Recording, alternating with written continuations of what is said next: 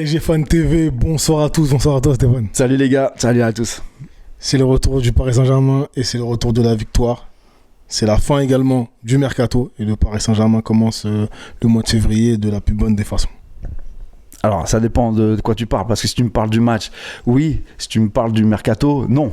Voilà, c'était un petite parenthèse, tu vois ce que je veux dire, hein, on a l'impression qu'il y a des débutants derrière tout ça et qui se font un petit peu malmener, tu vois, par le bout du nez, par des grandes équipes. Pour toi c'était catastrophique la façon dont ça a été géré tout ce mois de janvier en termes de mercato là, du coup. Évidemment. Enfin, quand tu vois le résultat, tu te dis c'est pas normal. C'est censé être des professionnels dans ce qu'ils font, tu vois. Et aujourd'hui, tu te fais cartonner, pour pas dire autre chose. Tu te fais cartonner en loupant comme ça des contrats, alors que tout à la base était fait. Voilà, non, enfin bon, bref, ceci dit, ils se sont fait mener par le bout du nez par une équipe qui a tout fait pour faire capoter le truc, et Paris n'a pas vu ce qui s'est passé, les débutants en gros.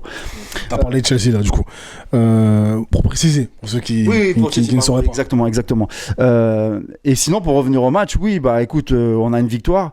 Moi, du coup, avec un effectif qui va être le nôtre jusqu'à la fin de la saison. Ouais, c'est ça. Et donc avec, est-ce que tu peux parler de ces joueurs finalement qui se sont montrés ? Ouais, bah écoute, moi j'ai bien aimé Hakimi dans ce match. Je l'ai trouvé un peu plus percutant qu'il y a quelques temps là. L'année dernière, j'ai retrouvé un petit peu plus le Hakimi que j'ai vu la saison passée. Avec quelqu'un qui se projette plus, qui va plus gagner ses duels, et qui va plus dribbler, qui va centrer, et surtout qui met des belles frappes. C'est dommage que son but soit refusé, parce qu'il y a une position de hors-jeu de Ruiz, mais c'est vrai que quand tu le vois frapper, sa frappe elle est magnifique, ça méritait d'être dans les stats. Et ensuite il fait une deuxième frappe aussi sur le poteau qui part sur l'extérieur. Mais tu le sens, et d'ailleurs je crois qu'il fait même une passe D, d'ailleurs, si je me trompe pas, et tu le sens que le mec il est impliqué dans le jeu. On aimerait bien voir d'autres joueurs comme ça, à l'instar de Soler par exemple, qu'on voit pas. Ruiz il s'est montré sur ce match, mais c'est vrai que jusqu'à maintenant, moi j'avais envie qu'il soit un petit peu plus percutant et qu'il soit plus démonstratif, qu'on le voit un peu plus et qu'il pèse un peu plus sur le jeu. Là aujourd'hui il a montré qu'il pouvait le faire, donc ça c'est top. Et je relève aussi que par exemple tu as un mec comme Vitinha que j'ai trouvé très bon quand il est arrivé, et aujourd'hui, ça c'est une remarque que je me fais à moi-même, bien évidemment, on aura peut-être on ne sera pas tous du même avis, peut-être pas d'accord, mais en tout cas pour moi, à partir du moment où Vitinha sort, je trouve un Paris Saint-Germain qui joue d'une façon plus verticale. Voilà. Et quand on voit la fin du match, la fin de la deuxième mi-temps, on se retrouve avec beaucoup plus de tirs, on se retrouve avec beaucoup plus d'actions, on est beaucoup plus proche du but adverse.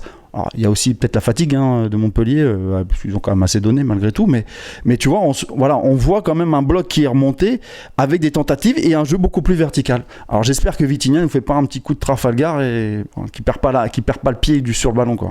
D'accord, donc est-ce que c'est encourageant ? Parce que là on arrive là sur la quinzaine de jours qui va être décisive finalement. Encourageant, en tout cas pour moi, si on prend les échéances à venir. Bon, t'as à Marseille. Bon, j'espère que ça devrait le faire normalement, et d'ailleurs ça doit le faire. Et puis tu as l'échéance du Bayern, où moi je suis pas forcément super confiant, parce que certes aujourd'hui on gagne un match, certes on voit peut-être certains joueurs qui commencent peut-être à monter, et qui commencent à se montrer, mais d'autres qui restent cachés. En tout cas pour moi, il y en a qui se cachent, et je suis pas super voilà. Je me dis on sait jamais. Parce que le match, on le gagne aujourd'hui, mais c'est pas non plus un jeu flamboyant comme on a pu voir au début de saison. Si on retrouve le niveau et la façon de jouer du début de saison, parce qu'il y avait la manière plus les victoires, là, toi, tu as certaines victoires, on voit des matchs nuls, on voit des matchs perdus, on voit... Alors, je sais pas, je suis un peu tiraillé, là. Je suis pas super confiant en plus. D'accord, suite au prochain épisode, est-ce que tu as quelque chose à rajouter ? Peut-être un Parisien qui t'a fortement marqué ce soir ? Ouais, mis à part Hakimi que j'ai beaucoup aimé. Après, Ruiz parce qu'il fait son truc, mais ça je l'ai déjà dit. Après, celui qui m'a marqué, peut-être pas dans le bon sens du terme, c'est Mbappé, sa blessure, ses 2 tirs, ses 2 pénaux.